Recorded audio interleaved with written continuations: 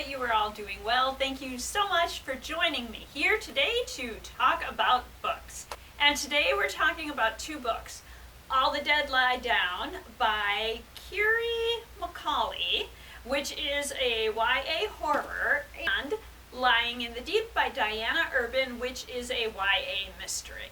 And for each of these books, we'll talk about one more title that would be a good similar read for them. So let's start with All the Dead Lie Down. This is the book I read for the prompt to read a horror book. Marin is alone in the world.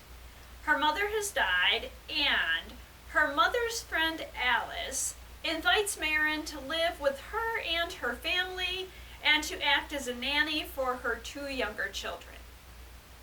Marin's mother Cordelia and Alice were childhood friends. The two girls, Thea and Wren, aren't too sure about Marin, and quite honestly, Marin isn't quite sure about them either. Yes, they've had an isolated life, but some of the things they do are kind of disturbing. Thea buries her dolls in the family graveyard and has funerals for them. Wren seems intent on driving Marin away. When the oldest daughter, Evie, returns, Alice basically tells Marin that there's really no reason for her to be there anymore, but decides that she'll let Marin stay because Marin has nowhere else to go, and that Marin and Evie can share the responsibilities of taking care of the two other girls. She also asks Marin to act as a tutor for Evie, who's had some troubles with her classes in the past. And let's face it, Evie is every bit as eccentric as her two sisters. But Marin is drawn in by Evie's compelling behavior and ethereal grace. But something very strange is happening. When Marin finally learns the secret of the Lovelace house, she learns why her mother and grandmother left so quickly all those years ago. All the Dead Lie Down is a contemporary Gothic romance about grief, dark family lineage, and the lines we cross for love. And if you're a fan of All the Dead Lie Down or contemporary Gothic stories, and you're looking for more Gothic YA, I would suggest Belladonna by Adalyn Grace. Senya has seen death personified since the first time someone died in her presence, and she has continued to see him for many years. After both her mother and then her grandmother died, Senya was sent to live with a string of relatives, all more interested in Senya's wealth than Senya herself. Now that her aunt Magda has died, Senya has been invited to live with her last remaining relatives, a cousin Lillian and her family at Thorn Grove. She arrives to find a family experiencing grief. Lillian has recently died from a mysterious illness. Her husband Elijah isn't handling it well. None of them are. Elijah either isolates himself, grieving, or throws elaborate and decadent parties. Their son Percy is angry that Elijah won't turn to him for consolation, and that Elijah won't turn over the family business to him. And Blythe, their daughter, poor Blythe is succumbing to the same illness that took Lillian. But Lillian's troubled spirit makes an appearance, claiming that it was not an illness, but poison that took her life. Senya's only chance to uncover the murderer is to make an alliance with her own enemy, Death himself.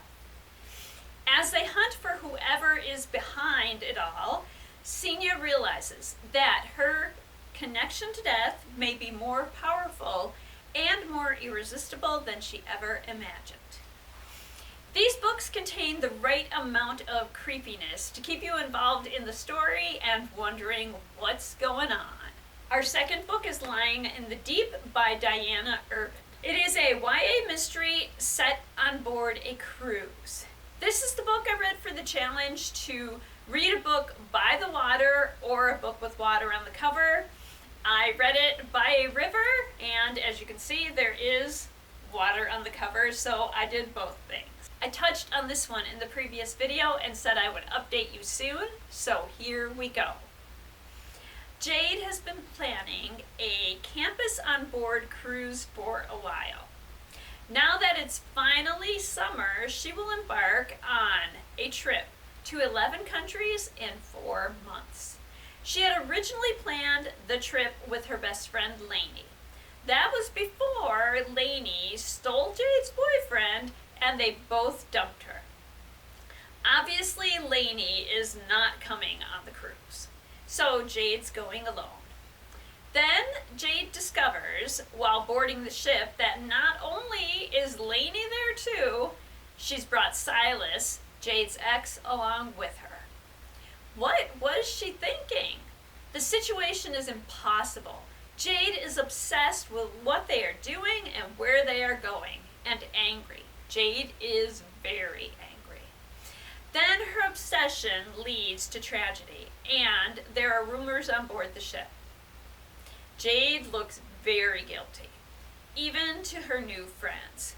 So Jade and a new potential boyfriend set out to clear her name and find the killer that they are trapped at sea with.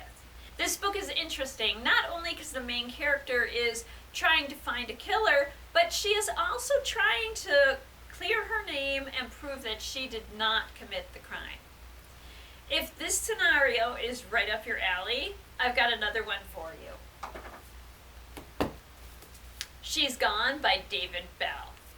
17-year-old Hunter wakes up in a hospital and is shocked to learn that his girlfriend Chloe and he were in a terrible accident. The experience was so traumatic for Hunter that he can't remember it at all. He's even more shocked to learn that Chloe has disappeared and her blood was found in his car. Everyone seems to believe that Hunter killed Chloe. One of his friends is even making a documentary video about it. Then, at a candlelight vigil, it gets even worse.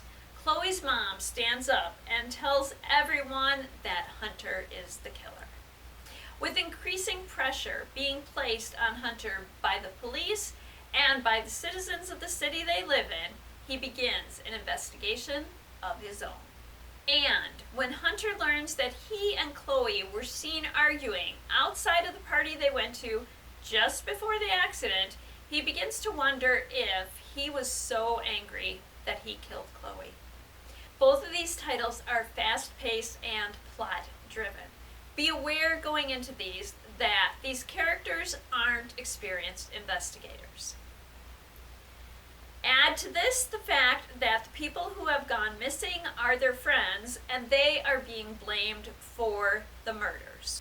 Therefore, they make mistakes and errors in judgment that can be frustrating for those of us who are used to reading books where the person investigating the crime is a more logical-based investigator.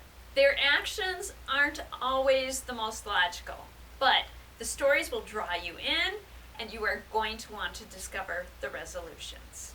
And there we are. I hope that you enjoyed this look at All the Dead Lie Down and Lying in the Deep. I will be back very soon when we will talk about the book Illuminae, which is the first book of the Illuminae files. It's by Amy Kaufman and Jay Kristoff. I hope that you will join me then, and until then, I hope that you enjoy all that you do and all that you read. And thank you.